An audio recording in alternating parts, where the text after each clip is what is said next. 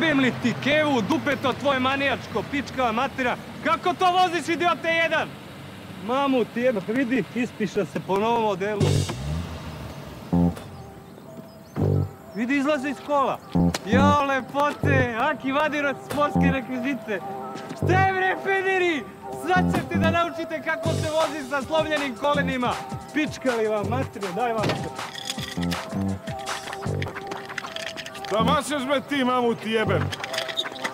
Hoćeš sad te ručice za potpalu da ti nacepam, a? Vele magarčine, piša na sred put. Ovo nije iz našeg sela. Šta breneš? Šta je pičke jedne pederske, a? Ljudi, ima pištolje. Jeste se ustrali? Dođi, dođi.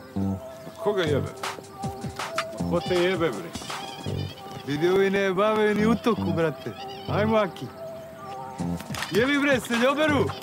Jesi to popišao po licu malo, a? Siljano mašeš. Šta je ono, klik laki? Dođi, pičke jedne pederske. Ko peder, bre? Ti, glavati. Mislim da tebe gleda. Meni se čini ko tebe da je. Nije. Dođi, pičko, jedna, dođi. Dođi vamo. U stvari nema, doći ćemo mi tamo, nemoj se zamaraš. Sad ćemo napravim razdeljak. Doživot. Dođi, pičko, jedna. Ja ću onog malo. Dođi. Koga jebe? Jebe mi ti mojko, ti jebe. Stanite, gospodine Duško, gospodine Krtola. Pa stanite, ljudi, ovo je naš poslovni prijatelj.